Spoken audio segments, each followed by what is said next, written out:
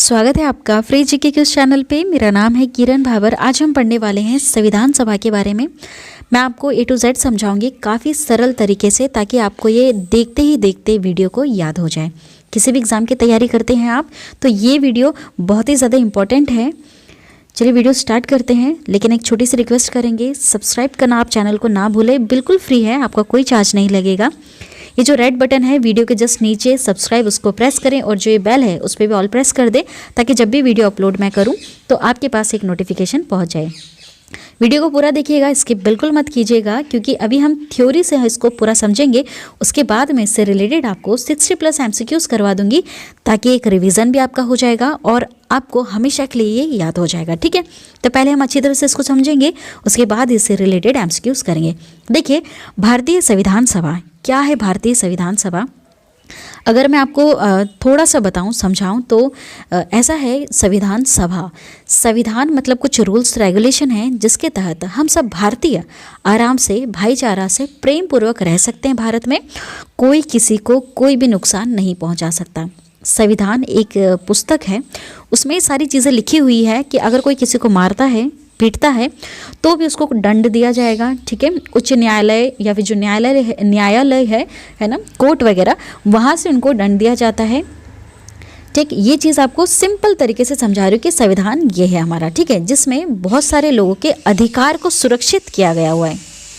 ठीक है, ये छोटा सा व्यू अभी आपको बता दिया कि बस ये है संविधान। लेकिन अगर अब इसको हम डिटेल में समझे, तो संविधान लाने की क्या ज़रूरत थी भारत में। तो देखिए, जैसे हमने प्रीवियस वीडियो में पढ़ा है, उससे पहले मैंने वैसे आपको भारत का संवैधानिक इतिहास, मतलब ये शुरुआत कहाँ से हुई थी, वो A to Z मैंने आपको समझा दिया। ठीक है, और थोड़ा सा को समझते हैं कि क्या ज़रूरत थी भारत में संविधान को लाने की। तो देखिए, साइमन कमीशन हमने पढ़ा था, तो वहाँ पर साइमन कमीशन वापस जाओ के लिए आंदोलन हो गया था। तो उस समय भारत के राज्य सचिव रहे थे लॉर्ड बर्केनहेड। ठीक है, उन्होंने नेताओं को बोल दिया कि आप एक ऐसा काम करो कि आप भारत का संविधान बना लो। ठीक है, एक मसौदा बनाकर हमको दे दो, जो जितने भी दल हैं आपके छोटे छोटे, उन सबको ये चीज़ स्वीकार हो। दल क्या होते हैं? ग्रुप्स। जैसे किसान ग्रुप हो गया, तो कोई ज़मींदार हो गया। ठीक है, ये सब मिलकर ही आंदोलन कर रहे थे। तो ऐसा संविधान बना लो जो इन सारे लोगों को स्वीकार हो। ठीक है, तो जो भारतीय राष्ट्रीय कांग्रेस रही थी, उसने इस चुनौती को स्वीकार कर लिया, और इसके अध्यक्ष उस समय थे, मतलब कि उस समय मोतीलाल नेहरू जी की अध्यक्षता में एक समिति का गठन हो गया, जिसमें भारतीय संविधान के लिए एक मसौदा तैयार किया गया। ठीक है, जिसे आगे चलकर नेहरू रिपोर्ट कहा गया। ठीक है, जो 10 अगस्त 1928 को प्रस्तुत किया गया था। ठीक है, ये चीज़ आपको समझ में आ गई। देखिए, थोड़ा सा और मैं डिटेल में समझा देती हूँ। तो देखिए, कैबिनेट मिशन के बारे में अभी हम पढ़ेंगे, उससे पहले थोड़ा सा और समझ लेते हैं। जब मैं आपको पढ़ा रही थी, इसका जो संक्षिप्त इतिहास रहा था, ये रहा था कि जो अंग्रेज हमारे भारत में आए थे ना, ब्रिटिश ईस्ट इंडिया कंपनी, वो सिर्फ इसलिए आए थे ताकि हमारे देश में व्यापार कर सके, जैसे सिल्क का और बहुत सारे व्यापार वो करने के लिए आए थे। लेकिन जब प्लासी का युद्ध हुआ, बक्सर का युद्ध हुआ, तो ये बंगाल पर अपना शासन करने लग गए। धीरे धीरे ये अपने पूरे भारत में शासन करने लग गए। उसके बाद ब्रिटिश ईस्ट इंडिया कंपनी को हटा दिया गया, और ब्रिटिश सरकार ने ही सीधे अपने भारत पे शासन किया। ठीक है, ये चीज़ आपको समझ में आ गई। ये प्रीवियस वीडियो में मैं आपको पढ़ा चुकी हूँ, चाहे तो आप देख सकते हैं। ठीक है, अब आता है कैबिनेट मिशन, जहाँ से संविधान सभा शुरू होता है। ये अपने भारत का संविधान है। ठीक है, ये चीज़ आपको समझ में आ गई। थोड़ा सा और मैं आपको समझा देती हूँ कि देखिए, रेगुलेटिंग एक्ट आए थे, बहुत सारे एक्ट आए थे, जैसे पिट्स इंडिया एक्ट, चार्टर अधिनियम, वो सब हमारे भारत में आए थे, इसलिए कि वो ब्रिटिश जो सरकार है, वो अपने भारत पर और ज़्यादा शिकंजा कस सके, शासन कर सके। लेकिन भारतीयों को ये चीज़ बिल्कुल पसंद नहीं आई, तो थक हार कर ब्रिटिश सरकार ने ही बोल दिया कैबिनेट मिशन के तहत कि एक काम करो, आप आपका ही संविधान बना लो। ठीक है, तो देखिए, कैबिनेट मिशन आया था 1946 में। सन 1945 में द्वितीय विश्व युद्ध समाप्त हो जाता है। ठीक है, द्वितीय विश्व युद्ध हुआ था, सेकेंड वर्ल्ड वॉर, वो यहाँ पर समाप्त हो गया। उसके बाद मार्च 1946 में लॉर्ड एटली के हाथों में ब्रिटिश सत्ता आ जाती है। ठीक है, मतलब जो द्वितीय विश्व युद्ध हुआ था, तो यहाँ पर ब्रिटिश सरकार इतनी ज़्यादा कमज़ोर हो गई थी कि अब यहाँ पर इन्होंने अपने लॉर्ड एटली के हाथों में अपने ब्रिटिश सत्ता को दे दिया था। ठीक है, जिसने 24 मार्च 1946 को ब्रिटिश मंत्रिमंडल के 3 सदस्य, पहला पेंथिक लॉरेंस, दूसरा सर स्ट्रेफर क्रिप्स और तीसरा एवी अलेक्जेंडर को भारत की संवैधानिक समस्या के समाधान के लिए भारत भेजा था। ठीक है, भारत में जो संवैधानिक समस्या रही थी उसके लिए ये जो लॉर्ड एटली है इसने 3 लोगों को भेजा। ठीक है, और ये किस नाम से आए कि ये ब्रिटिश का मंत्रिमंडल है। ठीक है, ये ब्रिटिश मंत्रिमंडल के रूप में भारत में आए थे, जो पेंथिक लॉरेंस थे, सर स्ट्रेफोर्ड क्रिप्स और एवी अलेक्जेंडर थे। ये भारत में आते हैं इसलिए ताकि कि भारत की जो संवैधानिक समस्या है उसको सुलझा सके। ठीक है, इन्हीं 3 लोगों को ग्रुप को कहते हैं कैबिनेट मिशन। ठीक है, ये जो मिशन है कि ये जो मंत्रिमंडल आया था, ब्रिटिश मंत्रिमंडल संवैधानिक समस्या को सुलझाने के लिए ये एक मिशन था, वही है कैबिनेट मिशन। ठीक है, अब देखिए 16 मई 1946 को प्रस्तुत अपनी रिपोर्ट में कैबिनेट मिशन ने भारत का एक संघ बनाए जाने का सुझाव किया, जिसमें देसी रियासतें, ब्रिटिश भारतीय प्रांत दोनों सम्मिलित हो। ठीक है, इसका मतलब देखिए आपको समझा देती हूँ। जो कैबिनेट मिशन आया था भारत में, उसने एक रिपोर्ट प्रस्तुत करी। उसमें उन्होंने ऐसा कहा कि भारत का एक संघ बनाया जाए। ठीक है, मतलब भारत को पूरी तरह से एक संघ बना दिया जाएगा। एक मतलब जितने ये चीज़ें हैं भारत में, जो छोटे छोटे जो प्रांत बने हुए, राज्य बने हुए या फिर जो देसी रियासतें हैं, उन सबको एक बना दिया जाए, है ना। जैसे कि ये जो देसी रियासत मतलब कि जो भी राजा महाराजा थे ना उस समय, उनका ऐसा था कि वो भारत कुछ नहीं समझते थे।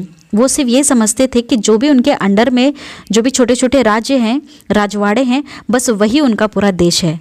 ठीक है, वो ऐसा समझते थे। ये जो देसी रियासतें थी ना, ये अपने आप को बिल्कुल अलग समझते थे।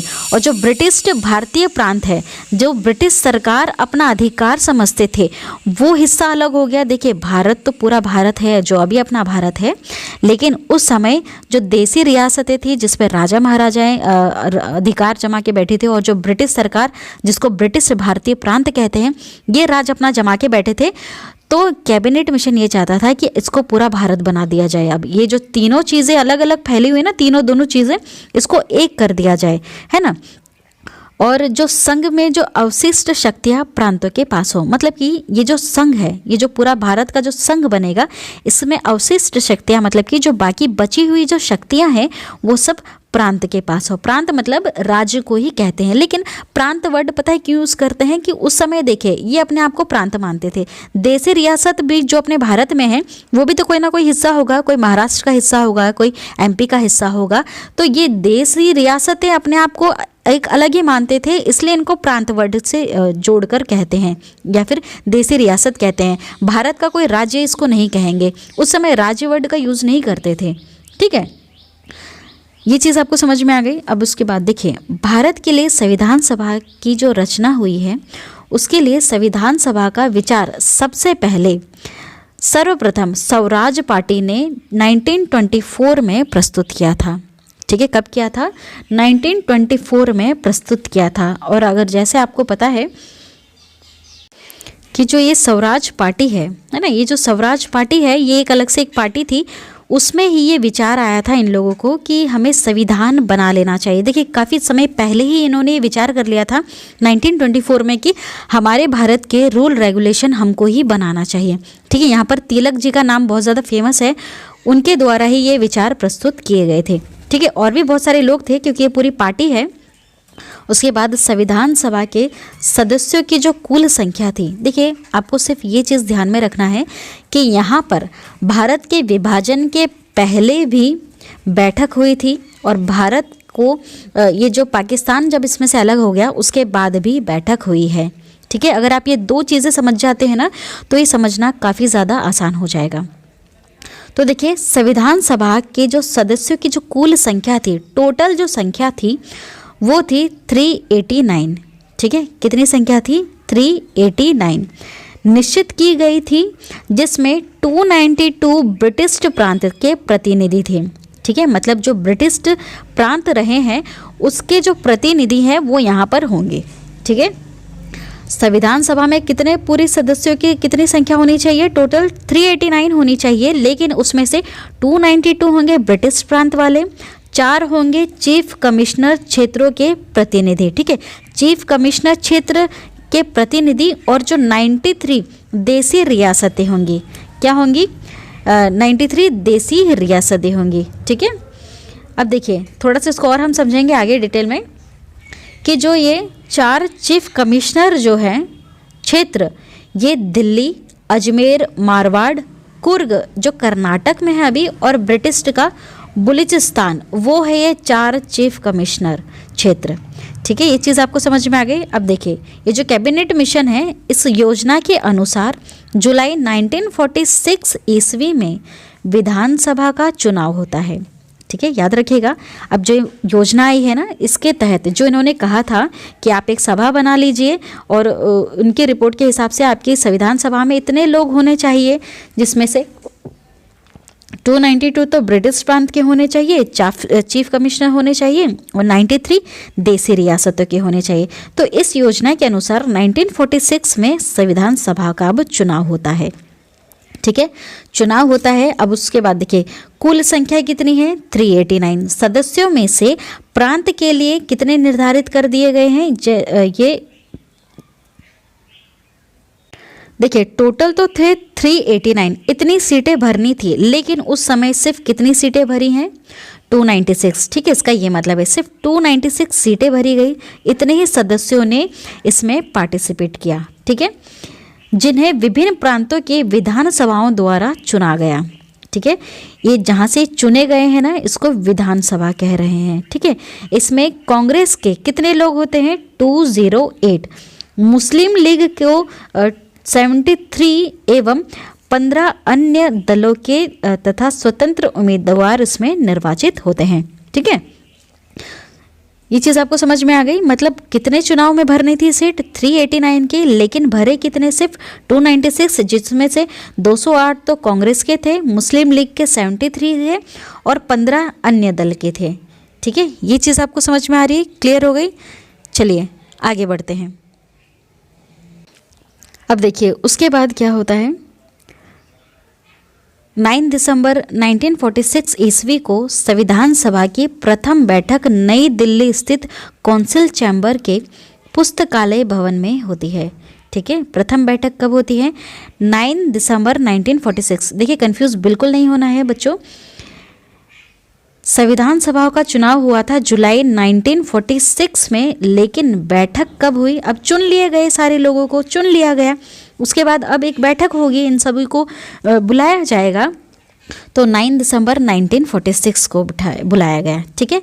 और ये कहाँ पर हुई थी? कौंसिल चैम्बर, दिल्ली में है ये कौंसिल चैम्बर, जो एक तरह का पुस्तकालय भवन है, ठीक है। सभा के जो सबसे बुजुर्ग थे सदस्य डॉक्टर सचिदानंद सिन्हा को सभा का अस्थायी अध्यक्ष चुना गया।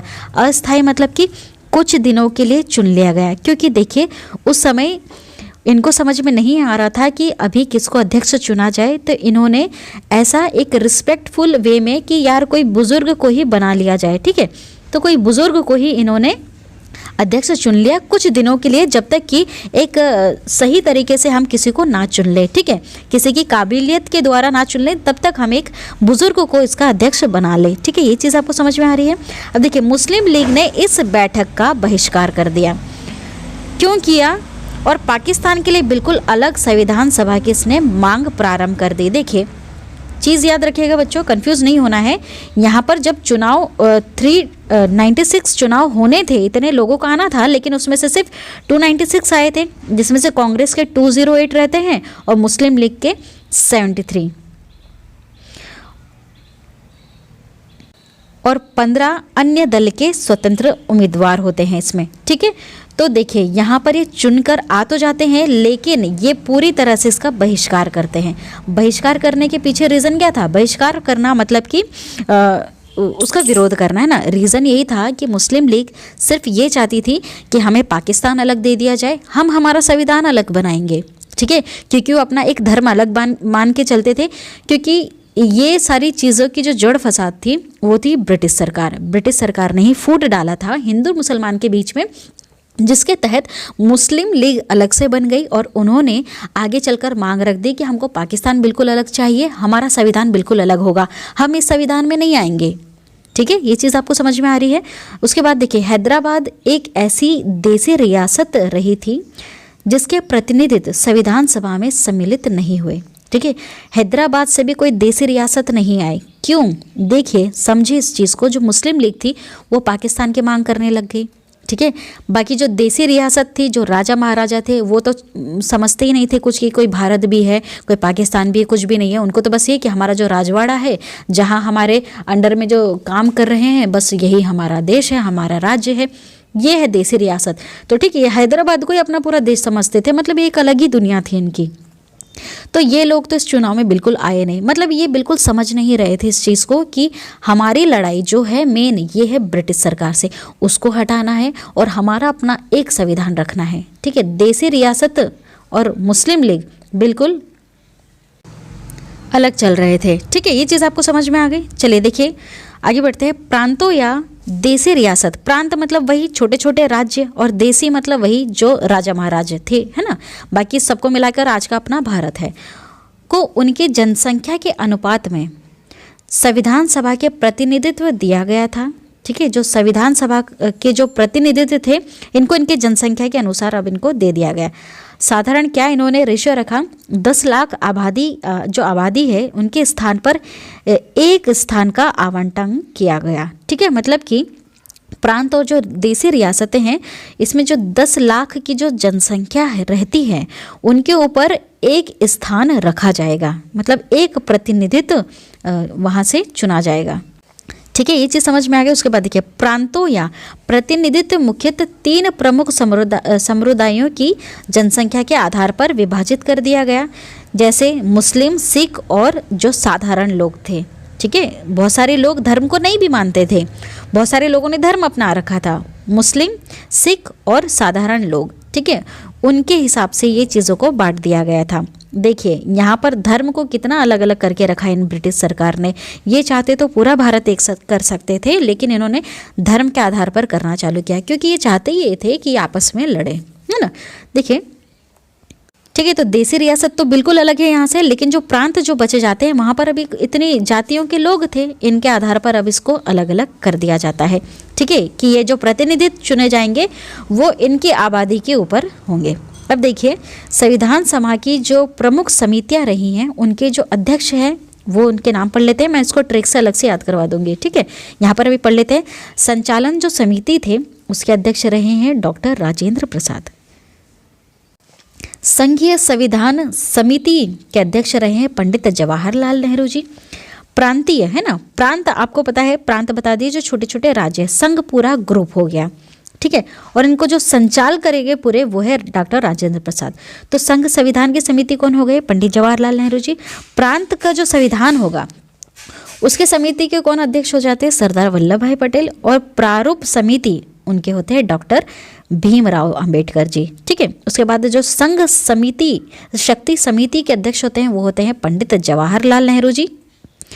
मौलिक अधिकारों एवं अल्पसंख्यों संबंधी परामर्श की जो समिति होती है वो होते हैं सरदार वल्लभ भाई पटेल। मतलब क्या समझ रहे हैं इस चीज़ को कि संविधान जो बनेगा वो इस तरह से बनेगा। ठीक है, इतने समितियां बैठेगी पूरा एक संविधान बनाने के लिए। ठीक है, इसका मतलब ये हो गया। देखिए, मौलिक अधिकारों के लिए अल्पसंख्यकों से जो संबंधी जो परामर्श हो सकते हैं वो उस समिति के लिए बैठा दिए गए हैं सरदार वल्लभ भाई पटेल। जो अपना जो संविधान बना है वो काफ़ी लंबा है। ठीक है, तो उसको बनाने के लिए भी तो बहुत सारे ग्रुप्स बनाए जाएंगे, उन हर किसी से कुछ ना कुछ विचार उनके लिए जाएंगे कि हम इसमें क्या लिखें, कैसे लिखें, कहीं किसी के बारे में कुछ मतलब किसी को कुछ यहाँ पर प्रॉब्लम तो नहीं होगी, कोई इसका विरोध तो नहीं करेगा, इस तरह से इसलिए इतने सारे ग्रुप बनाए गए। ठीक है, राष्ट्र ध्वज संबंधी पदार्थ समिति जो थी वो है डॉक्टर राजेंद्र प्रसाद। ठीक है, तो जो अपना राष्ट्र का जो ध्वज है उसके लिए भी कुछ संविधान में बनाया गया। ठीक है, तो उसके अध्यक्ष कौन रहे? डॉक्टर राजेंद्र प्रसाद। मौलिक अधिकारों एवं अल्पसंख्यक संबंधी परामर्श समिति की 2 उप समिति भी थी। ठीक है, देखिए इनके लिए जो पूरा ग्रुप है वो डॉक्टर वल्लभ भाई पटेल जी है, लेकिन इनके अंडर में भी 2 उप समिति रही हैं। जैसे मौलिक अधिकार की जो उप समिति है वो है जेवी कृपलानी, और अल्पसंख्यक उप समिति के है HC मुखर्जी। ठीक है, आपको ये चीज़ समझ में आ रही है? मतलब हमारा जो संविधान अब बनेगा उसमें बहुत सारी समितियां होंगी, मतलब कि बहुत सारे ऐसे ग्रुप होंगे जो बहुत सारे लोगों की भावनाओं को यहाँ पर रखेंगे, इसलिए अलग अलग ग्रुप बना दिए गए। एक इंसान इसको तो कर नहीं पाएगा, बहुत सारे संघ है हमारे भारत में, बहुत सारे छोटे छोटे प्रांत हैं, तो उन सब के लिए यहाँ पर एक समिति अलग से बना दी गई। मौलिक अधिकार के अलग हो गया, अल्पसंख्यकों के लिए अलग हो गया, अपने राष्ट्रीय ध्वज के लिए भी अलग हो गया। ठीक है, ये चीज़ आपको समझ में आ रही है? देखिए नहीं समझ में आ रही है ना, तो कमेंट करके आप बता सकते हैं, और वीडियो को अगर एक बार भी रिपीट करते हैं ना तो हमेशा के लिए याद हो जाएगा। संविधान सभा में ब्रिटिश जो प्रांत थे उसमें अब देखिए 296 प्रतिनिधित्व का विभाजन सांप्रदायिक आधार पर किया गया। सांप्रदायिक आधार पर किया गया। 213 सामान्य लोगों के लिए, 79 मुस्लिम लोगों के लिए और 4 सिख लोगों के लिए। देखिए ध्यान से सुनिएगा, वापस से थोड़ा सा और समझा देती हूँ। 389 टोटल चुनाव होने थे, लेकिन उसमें से सिर्फ कितने लोग का चुनाव हो सका? 296 का। अब ये जो प्रतिनिधि जो बने हैं, है ना, ये जो भी प्रतिनिधि बने हैं, अब इनका विभाजन होगा अलग अलग सांप्रदायिक के आधार पर, मतलब अब इनको अलग अलग लोगों के ऊपर रख दिया जाएगा। तो 213 सामान्य लोगों के लिए कर दिया गया, ये प्रतिनिधित्व जो थे इनका विभाजन कर दिया गया 213 सामान्य लोगों के लिए, 29 मुसलमान लोगों के लिए और 4 सिख लोगों के लिए। ठीक है, ये चीज़ समझ में आ गई, कोई कन्फ्यूज़न नहीं है। संविधान सभा के जो सदस्यों में अनुसूचित जनजाति के जो सदस्य की संख्या थी वो 33 थी। ठीक है, याद रखिएगा, संविधान सभा के सदस्यों में अनुसूचित जनजाति के सदस्यों की संख्या कितनी थी? 33 थी। संविधान सभा में महिला सदस्यों की संख्या कितनी थी? 15 थी। ठीक है, ये चीज़ समझ में आ गई आपको? यहाँ पर ये जो SC ST कैटेगरी वाले थे उनको भी यहाँ पर जोड़ा गया है, यहाँ पर रखा गया है कि ये सदस्य भी यहाँ पर इतनी संख्या में हो सकते हैं, और संविधान सभा में महिलाएं की संख्या 15 तक थी।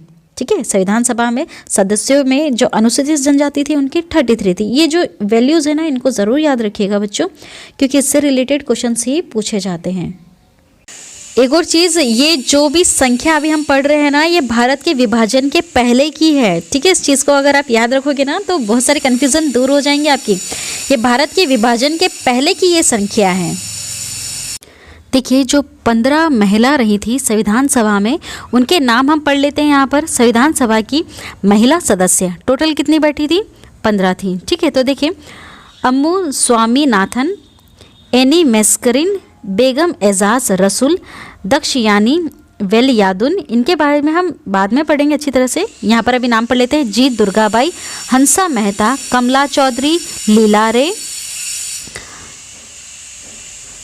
मालती चौधरी, पूर्णिमा बनर्जी, रेणुका राय, सरोजनी नायडू जी। ठीक है, इनका नाम काफ़ी फेमस है, आप जानते ही होंगे। राजकुमारी, अमृत कौर, सुचेता कृपलानी और विजयलक्ष्मी पंडित। ये सारी 15 महिलाएं बैठी थी, संविधान सभा की महिला सदस्य थी ये। ठीक है, चलिए आगे बढ़ते हैं।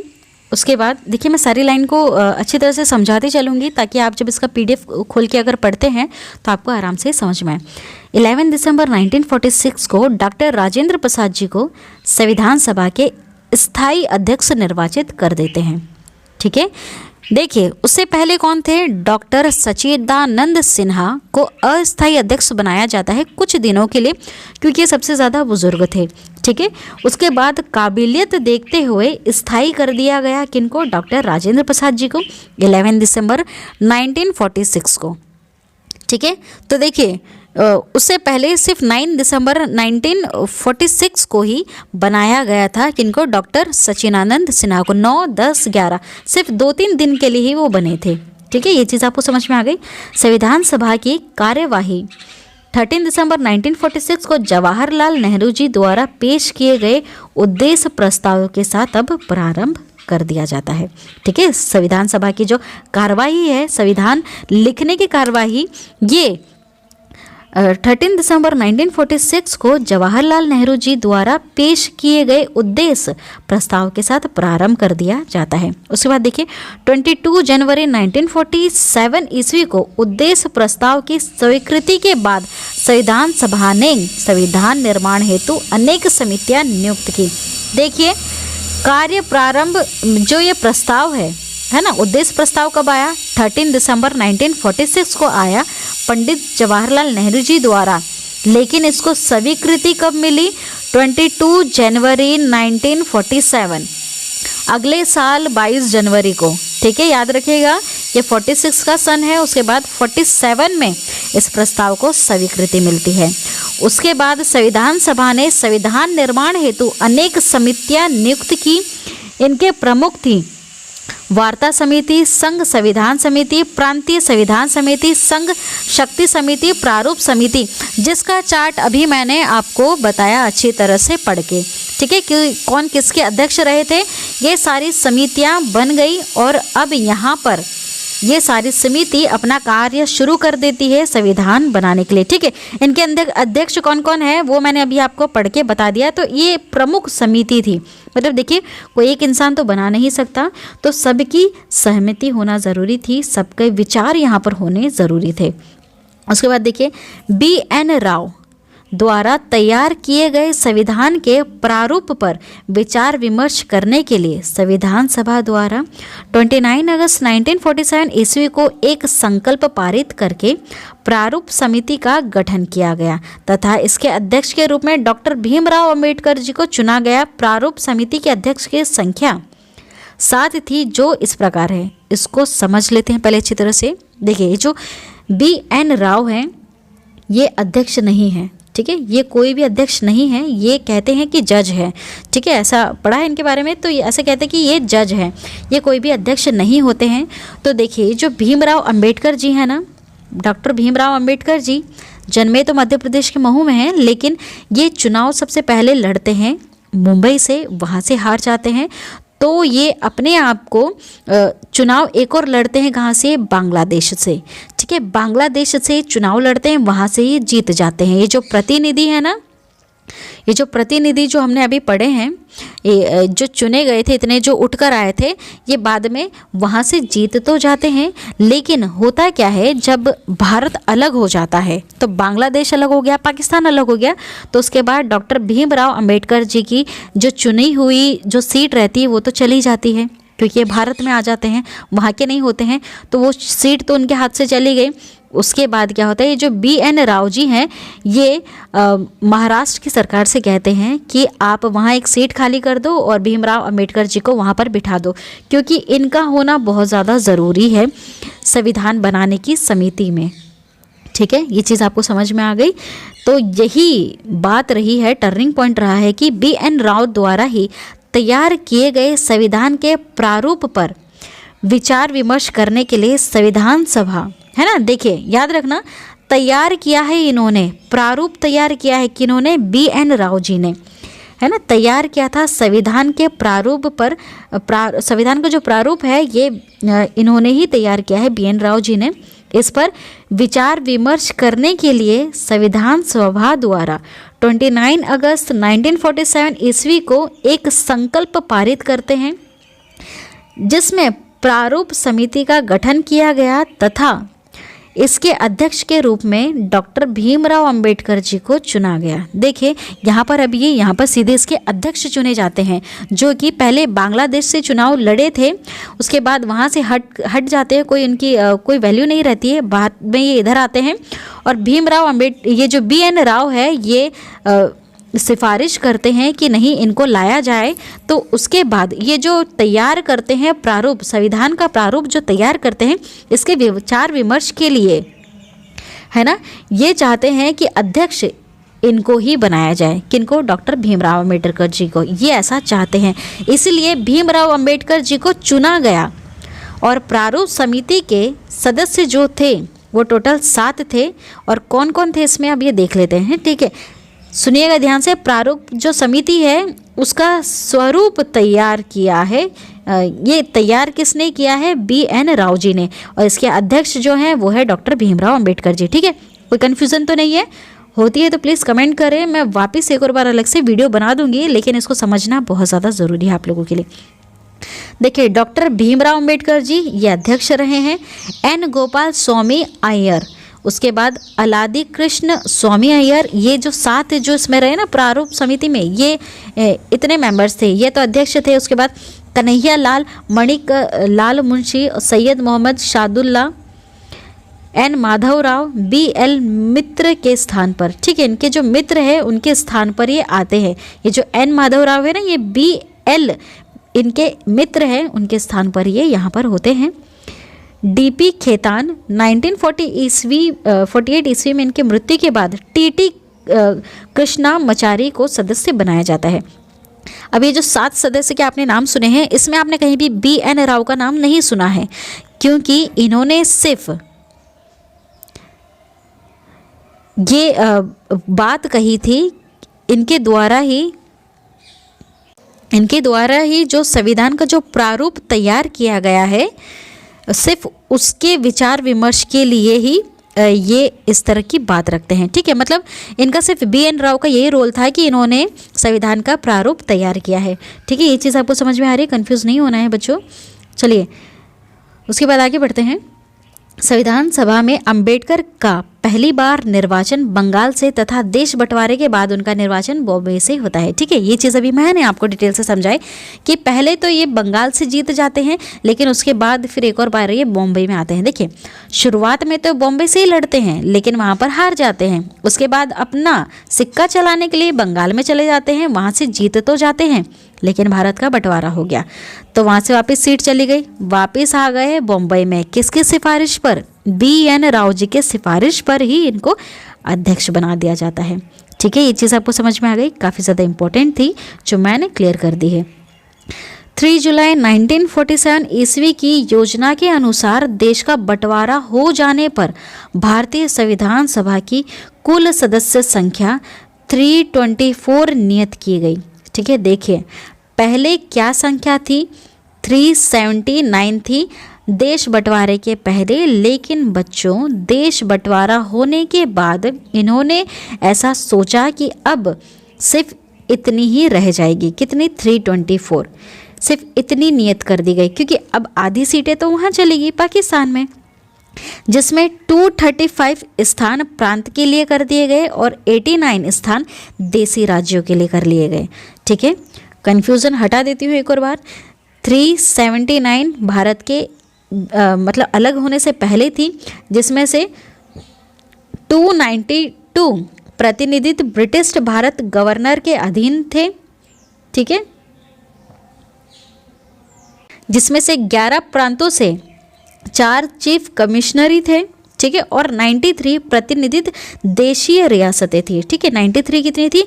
देशीय रियासतें थी, लेकिन जो यहाँ पर घटकर 239 स्थान प्रांतों के लिए कर दिए गए और 89 कितने हो गए? देशी राज्यों के लिए हो गए। ठीक है, अब तो कन्फ्यूज़न नहीं है ना? ये दोनों आपको डिजिट बहुत अच्छी तरह से याद रखना है, एक देश बंटवारे के पहले की और एक देश बंटवारे के बाद की।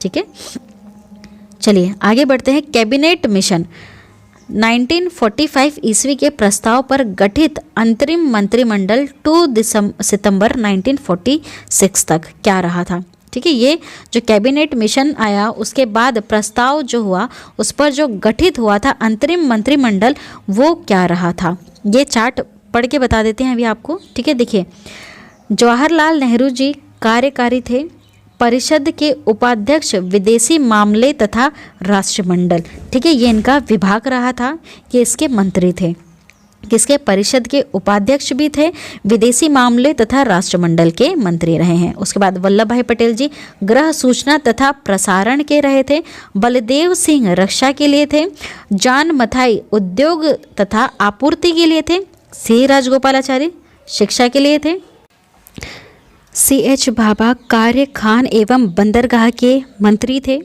राजेंद्र प्रसाद जी खाद्य एवं कृषि के मंत्री थे। उसके बाद आसिफ अली रेलवे के मंत्री थे, जगजीवन राम श्रम के मंत्री रहे हैं। ठीक है, ये चीज़ आपको बस ये ध्यान देनी है कि जो भी हमने पढ़े हैं वो सब कैबिनेट मिशन 1945 ईस्वी के प्रस्ताव पर गठित था। ठीक है, और ये अंत यही रहा था। ये सब मंत्रिमंडल रहे थे, कब तक रहे थे? 2 सितंबर 1946 तक ही रहे थे। ठीक है, कंफ्यूज बिल्कुल नहीं होना है बच्चों। स्वतंत्र भारत का जो पहला मंत्रिमंडल था वो इससे अलग है। उसके बाद देखिए, मंत्रिमंडल में शामिल मुस्लिम लीग के सदस्य भी थे। 26 अक्टूबर 1946 ईस्वी तक लियाकत अली खां वित्त मंत्री रहे हैं। आई चंद्रीगर वाणिज्य के मंत्री थे। अब्दुल रब नश्तर ये संचार के मंत्री रहे हैं। जागेंद्र नाथ मंडल विधि बंगाल SCF चीफ के रहे हैं। और गजांतर अली खां ये स्वास्थ्य मंत्री रहे हैं। ठीक है, चलिए आगे बढ़ते हैं। देश विभाजन के बाद संविधान सभा का एक और बार पुनर्गठन होता है। ठीक है, क्योंकि अब यहाँ पर सीटें कम हो चुकी हैं, तब क्या होता है? 31 अक्टूबर 1947 ईस्वी को किया गया और 31 दिसंबर 1947 को संविधान सभाओं के सदस्यों की कुल संख्या 299 थी, जिसमें प्रांतीय सदस्यों की संख्या 229 एवं देशी रियासतें कितनी थी? अब 70 थी। ठीक है, तो यही चीज़ आपको ध्यान देनी है कि यहाँ पर देश का विभाजन हो गया, फिर एक और बार पुनर्गठन होता है। कब? 31 अक्टूबर 1947 को, और 31 दिसंबर 1947 को संविधान सभा की अब कुल संख्या कितनी रह जाती है? 299, जिसमें से 229 संख्या प्रांतीय सदस्यों की होती है और जो देशी रियासतें रही थी उनकी 70 होती है। ठीक है, तो प्रारूप समिति ने संविधान के प्रारूप पर विचार विमर्श करने के बाद 21 प्रारूप समिति के ने संविधान के प्रारूप पर विचार विमर्श करने के बाद 21 फरवरी 1948 को संविधान सभा को अपनी रिपोर्ट पेश कर दी। ठीक है, देखिए जो प्रारूप समिति है ना, ये संविधान का प्रारूप विचार विमर्श करता है। ठीक है, ये जो प्रारूप समिति है ये काफ़ी मतलब इनका ही जो विचार होता है वो बहुत ज़्यादा महत्वपूर्ण होता है संविधान को बनाने के लिए। तो संविधान का प्रारूप पर जो विचार विमर्श करना है उसके ऊपर अभी अपनी एक रिपोर्ट पेश करते हैं। कब? 21 फरवरी 1948। रिपोर्ट मतलब क्या होता है? जिसमें लिखा जाता है कि अब हमें आगे क्या करना है। ठीक है, बस ज़्यादा कुछ कंफ्यूज नहीं होना उसमें आपको। अब देखिए, स्वतंत्र भारत का पहला मंत्रिमंडल क्या रहा था 1947 में। अभी हमने उससे पहले पढ़ा कि स्वतंत्र होने से पहले क्या था, और अब देखिए उसके बाद क्या रहा है पहला मंत्रिमंडल। ठीक है, तो देखिए अब जो जवाहरलाल नेहरू जी है ये प्रधानमंत्री बन जाते हैं। राष्ट्रमंडल तथा विदेशी मामले वैज्ञानिक शोध इनके ये मंत्री होते हैं। सरदार वल्लभ भाई पटेल जी गृह सूचना व प्रसारण राज्यों के मामले के मंत्री बनते हैं। डॉक्टर राजेंद्र प्रसाद जी खाद्य एवं कृषि के मंत्री बनते हैं। मौलाना अब्दुल कलाम आज़ाद शिक्षा के मंत्री होते हैं। डॉक्टर जॉन मथाई रेलवे एवं परिवहन के मंत्री होते हैं। डॉक्टर BR अम्बेडकर जी विधि होते हैं। ठीक है, विधि के ये होते हैं मंत्री। जगजीवन राम जी श्रम के होते हैं। सरदार बलदेव सिंह जी रक्षा के मंत्री बनते हैं। राजकुमारी अमृत कौर स्वास्थ्य के मंत्री बनती है। CH बाबा वाणिज्य के मंत्री। रफ़ी अहमद कदवई संचार के मंत्री और RK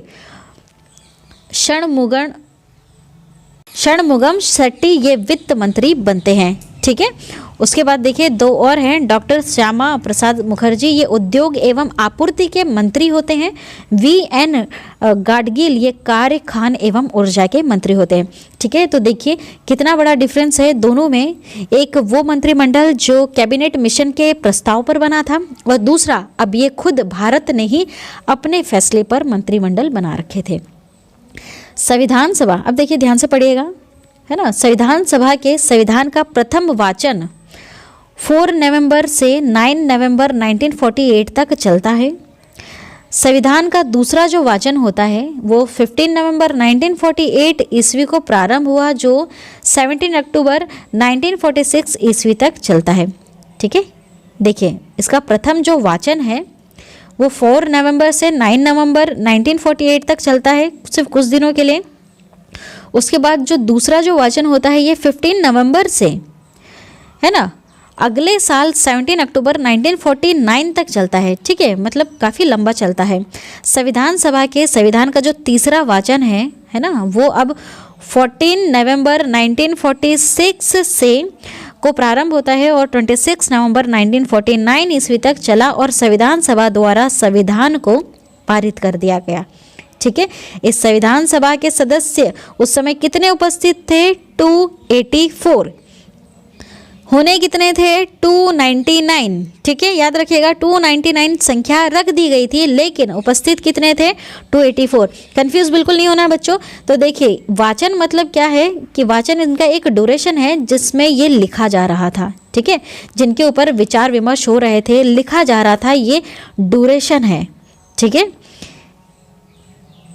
अब संविधान सभा द्वारा संविधान को पारित कर दिया जाता है ना। इस संविधान में कुल कितने सदस्य होते हैं? उस समय 284 होते हैं। इनकी उपस्थिति में ये पारित कर दिया जाता है। कितने होते हैं टोटल? 284 सदस्य होते हैं और इनके प्रेजेंस में ही पारित कर दिया जाता है। ठीक है, अब देखिए, संविधान निर्माण की प्रक्रिया को कुल 2 वर्ष 11 महीने और 18 दिन लगे। ठीक है, कितना टाइम लग गया? 2 साल 11 महीने 18 दिन। संविधान के प्रारूप का कुल 114 दिन बहस हुई। ठीक है, इनके प्रारूप पर कुल कितने दिन बहस हुई? 114 दिन तक बहस होती रही। संविधान निर्माण में कुल मिलाकर, ठीक है, इतने रुपयों का व्यय हुआ, इतने रुपए लगे, 63,96,729 रुपीज़। ठीक है, ये रुपीस में करेंसी है, तो इतने पैसे लग गए थे इसको बनाने में। ठीक है, याद रखिएगा 2 साल 11 महीने 18 दिन इतना समय लगा है और 114 दिन तक बहस चलती रही और इतना पैसा देना पड़ा। संविधान को जब 26 नवंबर 1946 ईस्वी को संविधान सभा द्वारा पारित किया गया, कब पारित किया गया? याद रखिएगा 26 नवंबर 1946 को।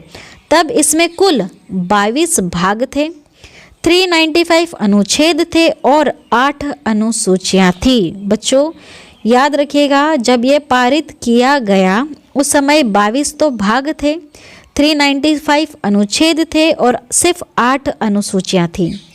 वर्तमान समय में संविधान में 22 भाग हैं, 395 अनुच्छेद हैं, लेकिन 12 अनुसूचियां हैं जो वर्तमान समय में अपना संविधान है। ठीक है, इस चीज़ को रट लो, घोट लो, याद कर लो, बहुत ज़्यादा इम्पोर्टेंट है। चलिए, वैसे एक एक लाइन इम्पोर्टेंट है, उसके बाद देखिए, संविधान के कुल अनुच्छेदों में से 15 अर्थात 5, 6, 7, 8, 9, 60, 324, 366, 367, 379, 380, 388, 391 और 392, 393 अनुच्छेदों को, ये जो 15 जो अनुच्छेद है, इन अनुच्छेदों को 26 नवंबर 1946 ईस्वी को ही परिवर्तित कर दिया गया, जबकि शेष अनुच्छेदों को 26 जनवरी 1950 को ईस्वी को लागू किया गया। ठीक है, जो ये इतने सारे अनुच्छेद है 15, उनको पहले ही प्रवर्तित कर दिया गया, मतलब लागू कर दिया गया, लेकिन बाद में जो शेष अनुच्छेद जो बच जाते हैं उनको 26 जनवरी 1946 को लागू किया गया। ठीक है, उसके काफ़ी समय बाद लागू किया जाता है। अब देखिए, संविधान सभा की अंतिम जो बैठक हुई थी वो थी 24 जनवरी 1950। ठीक है, याद रखिएगा 24 जनवरी 1950 ईस्वी को हुई और उसी दिन संविधान सभा के द्वारा डॉक्टर राजेंद्र प्रसाद को भारत का प्रथम राष्ट्रपति चुना गया। ठीक है, ये चीज़ आपको समझ में आ रही है? ठीक है, अंतिम जो बैठक जो होती है वो कब होती है? 24 जनवरी 1950। सन याद कर ले, कैसे भी, बहुत ज़्यादा इंपॉर्टेंट है। अंतिम बैठक हुई थी 24 जनवरी 1950 ईस्वी को और अंतिम बैठक हुई और उसी दिन इनको राजेंद्र प्रसाद जी को भारत का प्रथम राष्ट्रपति चुन लिया गया। संविधान सभा 26 जनवरी 1950 से 51, 52 में हुए आम चुनावों के बाद बनने वाली नई संसद के निर्माण तक भारत की अंतरिम संसद के रूप में काम करती रही। ठीक है, इसका मतलब ये हुआ कि जो अंतिम बैठक में जो भी बैठे हुए थे उस समय, इन्होंने संविधान सभा 26 जनवरी 1950 से 1951, 52 में हुए जो आम चुनाव थे, उसके बाद जब तक नई संसद नहीं बन गई तब तक इन लोगों ने अंतरिम संसद के रूप में भी काम किया। ठीक है, ये चीज़ आपको समझ में आ गई। जब तक चुनाव नहीं हो गए तब तक भी ये लोग कुछ साल तक काम करते रहे। संविधान सभा द्वारा किए गए अन्य कार्य हैं, जैसे कि इनमें मई 1949 में राष्ट्रमंडल में भारत की सदस्यता का सत्यापन किया गया। दूसरी बात, इसने 22 जुलाई 1947 को राष्ट्र ध्वज को अपनाया था। बहुत ज़्यादा इम्पोर्टेंट है, संविधान सभा द्वारा। ठीक है, मतलब इसका समझ जाइए, इसका मीनिंग ये है कि 1949 में राष्ट्रमंडल में भारत की सदस्यता का सत्यापन किया गया और 22 जुलाई 1947 को राष्ट्र ध्वज को अपनाया गया। ठीक है, कब? 22 जुलाई 1947 को। उसके बाद इसने 24 जनवरी 1950 को राष्ट्रगान एवं 26 जनवरी 1950 को राष्ट्रगीत को भी अपना लिया था। ठीक है, तो कब अपनाया गया था? काफ़ी ज़्यादा इंपॉर्टेंट है बच्चों, प्लीज़ इसे रट लो या याद कर लो कैसे भी। 24 जनवरी 1950 को राष्ट्रगान और 26 जनवरी 1950 को राष्ट्रगीत को अपनाया गया। ठीक है, अब देखिए 26 जुलाई 1947 को गवर्नर जनरल ने पाकिस्तान के लिए पृथक संविधान सभा की स्थापना की घोषणा की। पृथक मतलब कि एक अलग संविधान बनाना। ठीक है, 26 जुलाई 1947 को जो गवर्नर जनरल थे उन्होंने पाकिस्तान के लिए एक पृथक संविधान सभा की स्थापना कर दी थी। ठीक है, मतलब कि पृथक मतलब एक अलग इनके लिए संविधान बनाना था। वैसे भी ये चाहते यही थे कि हमको पाकिस्तान मिल जाए, हमारा संविधान अलग होगा, हमारा धर्म अलग होगा, हम लोग ही अलग होंगे, ऐसा इनका ये था। ठीक है, चलिए कुछ पॉइंट्स है और क्लियर कर देती हूँ। स्वतंत्र भारत के जो प्रथम एवं अंतिम भारतीय गवर्नर जनरल रहे हैं वो थे चक्रवर्ती राजगोपालाचारी। ठीक है, अब आप सोच रहे होंगे कि गवर्नर जनरल कहाँ से आ गए, थे तो वाइसराय उस समय। तो देखिए बच्चों, एक चीज़ याद रखिएगा कि ये जो माउंटबेटन योजना आई थी, ठीक है, माउंटबेटन योजना, माउंटबेटन खुद वाइसराय हैं, है ना। तो ये जो लॉर्ड बेंटन है, लॉर्ड माउंटबेटन, ये वाइसराय बनकर भारत आते हैं।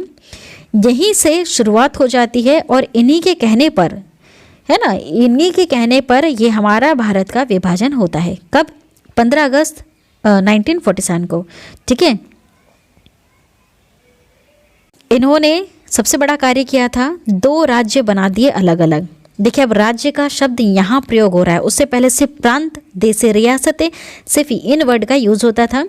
तो इन्होंने 2 राज्य बना दिए, एक पाकिस्तान, एक हिंदुस्तान। इन्होंने हस्ताक्षर कर दिए इस चीज़ पे कि अब ये अलग हो जाना चाहिए 15 अगस्त 1947 को। और इन्होंने जो सत्ता थी इनको इनके हाथ में दे दी। भारत की सत्ता भारतीयों के हाथ में और पाकिस्तान की सत्ता पाकिस्तानियों के हाथ में। ठीक है, ये चीज़ आपको समझ में आ रही है। चलिए उसके बाद ये जो माउंटबेटन है, भारतीय स्वतंत्रता अधिनियम आता है ना 1947 में, यहाँ पर वाइसराय का पद खत्म हो जाता है और वापस से गवर्नर जनरल पद आ जाता है। तो होता क्या है, माउंटबेटन अंतिम हमारे भारत के वाइसराय रहते हैं और हमारे भारत के प्रथम भी वही रहे हैं और अंतिम भी चक्रवर्ती राजगोपालाचारी ही गवर्नर जनरल है। उसके बाद ये पद जो है, पोजीशन पूरी तरह से समाप्त कर दिया गया। उसके बाद फिर ये सब आए, मंत्रिमंडल आया, राष्ट्रपति आए, प्रधानमंत्री आए, ये सब आए। गवर्नर या गवर्नर जनरल ये सब चीज़ें खत्म हो गई। ठीक है, वीडियो अगर पसंद आती है तो प्यारे बच्चों वीडियो को लाइक कीजिए, शेयर कीजिए ज़्यादा से ज़्यादा और हमारे इस चैनल को सब्सक्राइब कीजिए। बिल्कुल ना भूलिएगा, प्लीज़ सपोर्ट करें हमारे चैनल को। बिल्कुल न्यू है, इससे रिलेटेड अब मैं आपको 60+ इंपॉर्टेंट MCQs करवाऊंगी, वहाँ पर भी इन डिटेल में समझाऊंगी, क्योंकि ये एक ऐसा टॉपिक है जो हमें पता होना चाहिए और अच्छी तरह से हमको ये समझ में आना चाहिए।